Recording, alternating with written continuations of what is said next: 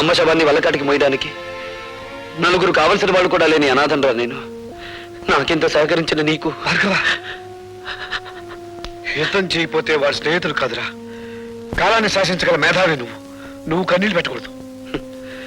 చీమ కొడితే అమ్మ అనే మానవ జన్మరామంది. ఆవిడ భవబంధాలు తెంచుకుని వెళ్ళిపోయినంత మాత్రాన అమ్మ అనే పదాన్ని నన్ను మర్చిపోమంటావా? భవబంధాలు ఇంకా తెగిపోలేదు భార్గవ. ఆవిడ అస్థికల్ని పవిత్ర నదీ జలాల్లో నిమజ్జనం చేయాలి. పద.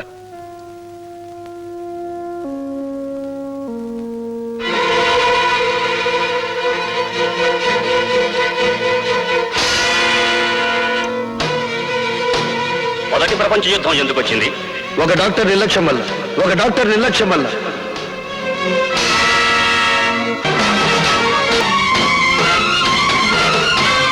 డాక్టర్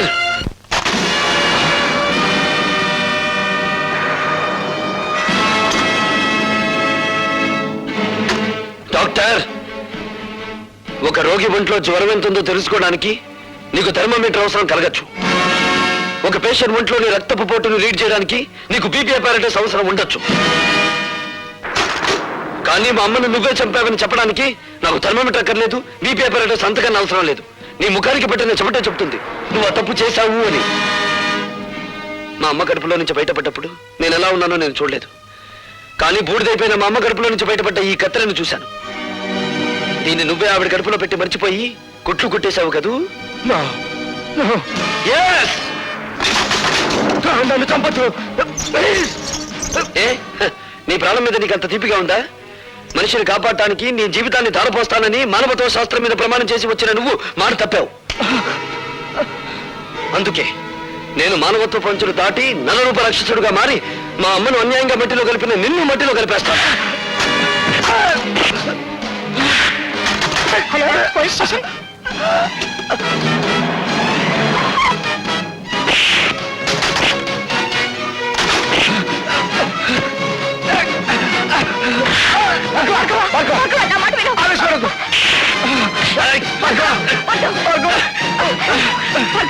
వదలండి, నన్ను ఆపకండి.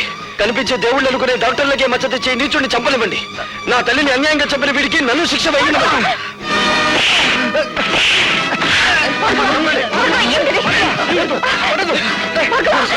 ఈ హంతకుడు నా ప్రాణాలు తీస్తున్నాడు, మీరు అరెస్ట్ చేయండి. నేను కాదు హంతకుడిని, మనుషుల ప్రాణాలు తీసి నువ్వే హంతకుడివి. 5,000 లంచం తీసుకునే కిరాయి హంతకుడివి నువ్వేరా? నువ్వే. కమాన్ కమాన్. ఇన్స్పెక్టర్, ఆర్ఎస్ నర్సింగ్ హోమ్ లో ఎవరో డాక్టర్ ని హత్య చేయబోయారట. ఎస్ సార్, అతను అరెస్ట్ చేసి తీసుకొచ్చాం. పిలిపించు.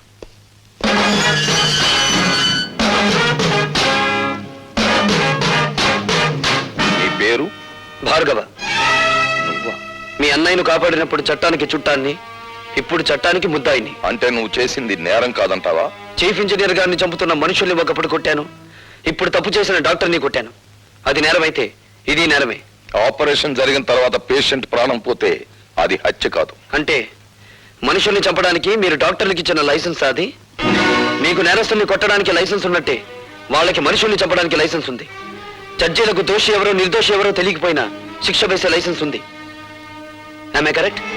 You are talking something nonsense. ప్రశ్నించడం ప్రజాస్వామ్యంలో ప్రథమ హక్కు, dear police officer. Of course. కానీ మూర్ఖంగా ప్రశ్నించడం ప్రజాస్వామ్యం కాదు. నీ తల్లిని డాక్టరే హత్య చేశాడనడానికి నిదర్శనం ఏమిటి? అందుకు సాక్షులు ఎవరు? నేనే. బేబీ, క్షమించండి డీసీపీ గారు, ఇది పోలీస్ స్టేషన్.